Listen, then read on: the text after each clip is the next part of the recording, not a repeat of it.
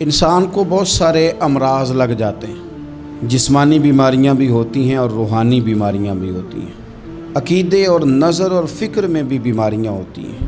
دنیا میں کچھ لوگ دہریے ہیں، معاذ اللہ کی ذات کے منکر۔ دنیا میں کچھ لوگ ایسے ہیں جو وقوع قیامت کے منکر۔ دنیا میں معاذ اللہ کچھ لوگ ایسے ہیں جو عذاب قبر کے انکاری۔ دنیا کے اندر آپ کو وہ لوگ بھی ملیں گے جو کہتے ہیں دنیا خود بخود وجود میں آ گئی۔ پھر آپ کو کچھ اور لوگ ملیں گے جن پر وسوسوں کا غلبہ، بری سوچوں کا غلبہ، شیطانی اور نفسانی خواہشات کا غلبہ، یہ سب بیماریاں ہیں۔ پھر کچھ امراض ایسے ہیں، حسد، بغض، عداوت، تکبر، عجب، خود پسندی، دوسروں کو حقیر سمجھنا، اپنے آپ کو بڑا جاننا، جھوٹ بولنا، جھوٹی انا کی، یہ سب بیماریاں ہیں، امراض ہیں۔ جسمانی مرض بھی بندے کو پریشان کرتا ہے، روحانی مرض بھی پریشان کرتا ہے۔ اگر آپ روحانی طور پر بیمار ہوں، آپ کے اندر حسد کی بیماری لگ جائے تو حسد کا سادہ ترجمہ کریں، پنجابی ترجمہ کریں، اپنی زبان میں ترجمہ کریں تو حسد کا معنی جلنا ہے۔ تو جس بندے کا اندر جل رہا ہو وہ سکون میں ہوتا ہے۔ اندر آگ لگی ہو حسد کی تو وہ بندہ قرار پائے گا۔ بہت بڑی بیماری ہے۔ لوگ کہتے ہیں پتہ نہیں مجھے کیا ہے، پتہ ہے آپ کو پر آپ توجہ نہیں کر رہے۔ تکبر ایک بیماری ہے۔ تکبر والا بندہ دل کی جگہ روڑا رکھ لیتا ہے، پتھر، تو اندر بندے کا سخت ہو جائے۔ وہ ہمارے ہاں لوگ کہتے ہیں کہ میری نا ٹانگوں میں بڑی درد ہے، تو پنجابی کہتے ہیں کھلیاں پہ گئی ہیں۔ وہ کیا ہے جی؟ کہتے ہیں سخت ہو گئی ہیں ٹانگیں، چلا نہیں جاتا۔ ٹانگیں سخت ہو جائیں تو گزارا نہیں ہوتا، تو دل سخت ہو جائے تو۔ اب میری بات کو سمجھیں، ہمارے اندر نا بیماریاں ہیں، ہم وہ کڑتے رہتے ہیں، وہ جلتے رہتے ہیں، وہ تکبر میں آ جاتے ہیں، عداوت ہے، بغض ہے، کینہ ہے، ماننے کو تیار نہیں ہوتے۔ یعنی دنیا میں یہ سارے لوگ کہہ رہے ہیں کہ مجھ سے حسد ہو رہا ہے، یہ کوئی بھی نہیں کہہ رہا کہ میں کر رہا ہوں حسد۔ تو اگر سب سے ہو رہا ہے تو وہ بندہ کہاں ہے جو کر رہا ہے؟ سب کہتے ہیں کہ بڑا تکبر آ گیا جی لوگوں میں، تو وہ لوگ کدھر ہیں جی جو تکبر کر رہے ہیں؟ وہ بھی، اس کو بھی تو ماننا چاہیے نا میں کرتا ہوں۔ تو یہ ساری بیماریاں، جسمانی، بلڈ پریشر، شوگر اور ہیپاٹائٹس اور معاذ اللہ کینسر، اور یہ سب بیماریاں روحانی بھی جسمانی بھی، تو یا اللہ جائیں کدھر؟ فرمایا وَنُنَزِّلُ مِنَ الْقُرْآنِ مَا هُوَ شِفَاءٌ وَرَحْمَةٌ لِّلْمُؤْمِنِينَ۔ فرمایا میں نے جو تمہیں قرآن عطا فرمایا ہے نا، تو اس میں مومنوں کے لیے شفا بھی ہے اور رحمت بھی ہے۔ یہ تمہاری تمام بیماریوں کی شفا ہے، اس میں تمام بیماریوں کی۔ ہم مریض ہیں، ہماری کل شفا قرآن پاک کے ساتھ وابستہ ہے۔ اور اگر صحیح طبیب تک بندہ نہ جائے تو پھر وہ ساری زندگی بیچارہ الجھا رہتا ہے، اسے کامیاب علاج میسر نہیں آتا۔ اس میں جسمانی، حضرت عائشہ صدیقہ رضی اللہ تعالیٰ عنہ فرماتی ہیں میں نے نبی پاک صلی اللہ تعالیٰ علیہ وآلہ وسلم کو نا مرض وصال تک دیکھا ہے، حضور کے وصال تک، کہ حضور قرآن پاک کی آخری 2 سورتیں پڑھ کے سورت فلق اور ناس اپنے ہاتھوں پہ پھونکتے تھے، پھر جسم پہ ملتے تھے۔ قرآن پاک میں شفا ہے۔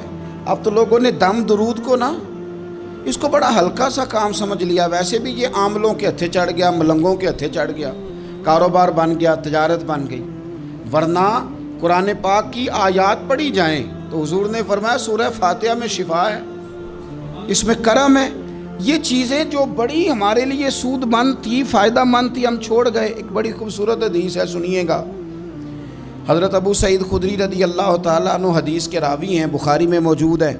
ارشاد فرماتے ہیں کہ ہم ایک سفر پہ تھے، واپس آ رہے تھے، ایک جگہ رات کو قیام کیا، سونا تھا، بستی تھی۔ بستی کے لوگوں نے نہ کھانا پوچھا نہ پانی پوچھا، کوئی ضیافت نہیں کی۔ آدھی رات کا وقت آیا تو ایک بندہ دوڑا آیا، کہنے لگا ہمارے سردار کو بچھو نے کاٹ لیا ہے، تم میں سے کوئی بندہ دم درود کر لیتا ہے؟ تو ایک صحابی کہنے لگے کر تو لیتے ہیں، پر تم نے چونکہ ہمیں کھانا پانی تک نہیں پوچھا، تم اگر دم کراؤ گے تو مفت نہیں کریں گے۔ بخاری پڑھ رہا ہوں، پیسے لگیں گے۔ کتنے پیسے؟ بکریوں کا ایک ریوڑ پورا۔ شارحین نے لکھا 40 بکریاں۔ کنے دماں دیاں؟ اور بھائی اس سے کوئی بندہ جواز نہ لے کہ پیسے لینے جائز ہیں، اس سے جواز نہ حاصل کرے۔ آپ بات کو سمجھیں، پس منظر کیا ہے؟ پانی تک نہیں تم نے پوچھا۔ کچھ لوگوں کا علاج ہوتا ہے، انہوں نے کہا پیسے لیں گے دم کر دیں گے۔ صحابی نے کہا، حضرت ابو سعید خدری رضی اللہ تعالیٰ عنہ فرماتے ہیں وہ چونکہ تنگ تھے، بچھو کاٹ گیا اور سردار کو کہا چل تو صحیح نا۔ وہ صحابی گئے، سورہ فاتحہ پڑھ کے دم کیا، اور حدیث بخاری سے میں آپ کو دکھاؤں گا۔ لوگ کہتے ہیں دم کدھر سے آ گیا؟ بخاری پڑھ رہا ہوں، صحیح بخاری۔ شفا تو اللہ نے دینی ہے نا، رب کریم نے شفا دے دی۔ بکریاں لے لیں، آ گئے جہاں آرام کر رہے تھے اس جگہ۔ صحابہ میں اختلاف ہو گیا، کچھ کہنے لگے بکریاں لینی چاہیے تھی، کچھ کہنے لگے نہیں لینی چاہیے تھی۔ حضرت ابو سعید خدری رضی اللہ تعالیٰ عنہ فرماتے ہیں پھر ہم نے فیصلہ کیا چپ کر کے سو جاؤ، صبح حضور کی بارگاہ میں جائیں گے۔ اگر کریم نے کہا لینی چاہیے تھی پھر تو موج بن گئی، اور اگر کہا نہیں لینی چاہیے تھی تو بکریاں ہانک کے واپس کر جائیں گے۔ مسئلہ کیا ہے؟ کہتے ہیں صبح گئے حضور کی بارگاہ میں، جا کے مسئلہ عرض کیا، یا رسول اللہ انہوں نے بھی پانی کوئی نہیں پوچھا تھا، ہم نے بھی کہا دم کریں گے تو پیسے لیں گے، تو ہم نے یہ بکریاں لی ہیں۔ شارحین لکھتے ہیں 40 تھی شاید، تو یا رسول اللہ اب کیا کریں؟ حضور مسکرانے لگے۔ جس کے گچھے سے لچھے جڑے نور کے، ان ستاروں کی نزہت پہ لاکھوں سلام، اور جس کی تسکین سے روتے ہوئے ہنس پڑیں، اس تبسم کی عادت پہ لاکھوں سلام، اور ان کی باتوں کی لذت پہ بے حد درود، ان کے خطبے کی ہیبت پہ لاکھوں سلام۔ حضور مسکرانے لگے اور مسکرا کے پوچھا اچھا پڑھا کیا تھا؟ یا رسول اللہ سورہ فاتحہ۔ فرمایا سکھائی کس نے تھی؟ کہا یا رسول اللہ آپ نے۔ فرمایا پھر آدھی بکریاں میری ہیں آدھی تمہاری ہیں، پر میرا حصہ نکالو نا بھائی۔ تو قرآن پاک میں شفا ہے، قرآن حکیم میں بڑے سے بڑا مجرم ہو، کافر ہو، فاسق ہو، ایک حدیث مشکات میں موجود ہے، اس کو آپ نے دل پہ لکھ لینا ہے چونکہ معاملہ دل کا ہے۔ نبی پاک صلی اللہ تعالیٰ علیہ وسلم نے فرمایا جس طرح بارش میں پڑے لوہے کو زنگ لگ جاتا ہے، اس طرح دل کو زنگ لگ جاتا ہے۔ تو کہتا ہے میں بور ہو رہا ہوں پتہ نہیں کیا ہے، اور زنگ لگ گیا دل کو۔ تو کہتا ہے جناب میں پتہ نہیں سارا کچھ ہے پر دل پریشان ہو، بھئی اس کو زنگ لگ گیا ہے۔ ہم کہتے ہیں یار پتہ نہیں کیا بات ہے، پریشانی ہو، بھئی دل کو زنگ لگ گیا ہے۔ کریم فرمانے لگے جس طرح بارش میں پڑے لوہے کو زنگ لگ جاتا ہے، اس طرح دلوں کو بھی زنگ لگ جاتا ہے۔ حضور دل کو زنگ لگ جائے تو کیا کریں؟ تو حضور فرمانے لگے ایک موت کو یاد کرو اور ایک قرآن پاک کی تلاوت کیا کرو، قرآن تمہیں زنگ سے شفا دے دے گا۔ اس کو پڑھو گے تو تمہیں لطف آئے گا۔ اور قرآن پاک کو نا جب بندہ پڑھتا ہے نا، تو حضرت مولا علی شیر خدا نے فرمایا تھا قرآن پاک کبھی پرانا نہیں ہوگا، جب بھی پڑھو گے نیا مزہ ہی آئے گا، نیا سرور ہی آئے گا، نئی کیفی۔ بڑے بڑے کٹر کافر قرآن پاک سنتے تھے نا۔ ایک دن عتبہ کہنے لگا ابو جہل سے اور دیگر لوگوں سے کہ بڑی ہو گئی لڑائی، بڑی ہو گئی بحث، اس طرح کرتا ہوں میں جا کے نا تو محمد ابن عبداللہ صلی اللہ، میں جا کے بات کرتا ہوں حضور سے۔ عتبہ آ گیا کہنے لگا میں مذاکرات کرتا ہوں۔ سب نے کہا چل تو سیانا آدمی ہے، سمجھدار ہے، چلا جا۔ جا کے نا تو وہی باتیں جو وہ ہمیشہ کرتے تھے، نبی کریم علیہ السلام سے کہنے لگا ہم سارے آپس میں ہیں، برادری ہے، قبیلہ ہے، ایک شہر ہے، پھر بھی لڑائیاں شروع ہو گئی ہیں۔ جو آپ کا کلمہ پڑھتے ہیں وہ الگ ہو گئے، جو ہمارے معاذ اللہ طریقے پہ ہیں وہ الگ ہیں، تو کوئی بات چیت نہ کر لیں بیٹھ کے۔ تو حضور نے فرمایا کرو نا۔ کہنے لگا اگر آپ سرداری چاہتے ہیں تو ہم دیتے ہیں، اور اگر آپ مال و دولت چاہتے ہیں تو معاذ اللہ ہم دیتے ہیں، جو آپ کہتے ہیں ہم کرتے ہیں۔ کسی طرح کا بھی آپ کا مطالبہ ہے تو ہم پورا کرنے کو تیار ہیں، تو آپ بتا دیں ہم وہ کر دیتے ہیں۔ وہ بڑی اس نے لمبی چوڑی تقریر کی، جتنی آفریں گنا سکتا تھا گنوائیں۔ کریم خاموش رہے۔ جب اس کی بات پوری ہو گئی تو حضور فرمانے لگے میں بھی کچھ بولوں؟ کہنے لگا بولیں۔ میرے نبی پاک نے قرآن پاک پڑھنا شروع کر دیا، چند آیتیں پڑھی، کھڑا تھا بیٹھ گیا، پھر اٹھ پڑا، کبھی ادھر جاتا ہے کبھی ادھر آتا ہے۔ حضور نے تلاوت ختم کی، کہا کوئی بات کرنی ہے؟ کہنے لگا نہیں مجھے اجازت دے دے۔ واپس گیا، جب گیا نا تو ابو جہل دور سے دیکھ کے کہنے لگا جو گیا تھا وہ تو عتبہ تھا، اور یہ جو آ رہا ہے یہ کوئی اور ہے، یہ کوئی اور ہے۔ یہ وہ نہیں ہے جو گیا تھا۔ واپس آیا تو کہا کیا طے ہوا؟ کہنے لگا یار طے کیا کرنا ہے، میں نے شاعر بھی دیکھے، کاہن بھی دیکھے، جادوگر بھی دیکھے، میں نے زمانہ گھوما ہے، پر جو قرآن وہ پڑھتے ہیں وہ بندے کا کلام نہیں، وہ رب کریم کا ہی کلام ہے، وہ اللہ کا کلام ہے، تم نہیں مقابلہ کر سکتے، تم باز آ جاؤ، وہ تمہارے بس کی بات نہیں۔ تیرے آگے ہیں یوں دبے لچے فصحا عرب کے بڑے بڑے، کوئی جان منہ میں زبان نہیں بلکہ جسم میں جان نہیں، اور کروں تیرے نام پہ جان فدا، نہ بس ایک جان دو جہاں فدا، میرا دو جہاں سے بھی نہیں جی بھرا، میں کروں کیا کروڑوں جہاں نہیں۔ طفیل بن عمر دوسی مکہ شریف آئے تجارت کے لیے، پہلے بھی آیا کرتے تھے، کہتے ہیں میں بہترین شاعر تھا، مکے آیا سامان بیچتا تھا، کچھ خرید کے لے جاتا تھا۔ ابو جہل مجھے کہنے لگا تو ہمارا دوست ہے، پرانا سجن ہے، تیرا آنا جانا ہے، اور تجھے یہاں اس شہر میں چونکہ تو ہمارا مہمان ہے تو ہر بات سے آگاہ کرنا ہمارا ذمہ داری ہے۔ یہاں ایک شخص ہے محمد ابن عبداللہ، محمد ابن عبداللہ صلی اللہ تعالی علیہ وسلم اعلان نبوت کرتے ہیں، اور معاذ اللہ شاعر ہیں، جادوگر ہیں، ان کی تو نے بات نہیں سننی۔ کہتا میں نے کہا مجھے کیا ضرورت ہے، میں نے چند ہفتے ٹھہرنا ہے، مال بیچنا ہے، کچھ خریدنا، چلے جانا ہے، مجھے کیا ضرورت ہے؟ کہا اچھا میں نہیں سنوں گا بات۔ کہتا مجھے نظر آئے کئی دفعہ حضور، اور جہاں حضور ہوتے تھے میں قریب ہی نہیں جاتا تھا۔ کہتے ہیں ایک دن نا حرم شریف میں سادے سے کپڑے اور پاؤں میں سونے جوتے اور سر پہ یوں امامہ کے جیسے فرشتے بھی جھک جھک کے زیارت کرتے ہیں۔ کہتے ہیں کہ نور بھری کیفیات حضور تشریف لائے، اور تشریف لا کے رسول کائنات علیہ السلام حرم کعبہ کے ساتھ ٹیک لگا کے بیٹھ گئے، سر سے لے کر پاؤں تک تنویر ہی تنویر ہے۔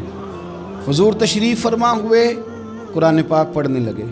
میں جب حضور کے قریب سے گزرتا تھا تو کانوں میں روئی دے کے گزرتا تھا، پر طفیل کہتے ہیں آج نہ تھوڑی سی آواز میرے کانوں میں گئی، قرآن پڑھا محبوب نے۔ اور ویسے بھی کیا کمال ہوگا جب یاسین والے نبی خود یاسین پڑھتے ہوں، جب طٰہٰ والے نبی اپنی زبان سے طٰہٰ کی تلاوت کرتے، وَالضُّحَىٰ وَاللَّيْلِ اِذَا سَجَا جن کے بارے میں آیا جب وہ تلاوت کرتے ہوں، الم نشرح لک صدرک جن کے سینے کی تعریف اللہ نے کی، جب وہ ان آیتوں کی تلاوت کرتے ہوں گے تو کیا شان ہوگی۔ جن کو رب کہے وَلَسَوْفَ يُؤْتِيكَ رَبُّكَ فَتَرْضَىٰ حبیب تجھے اتنا دوں گا کہ تو راضی ہو جائے گا۔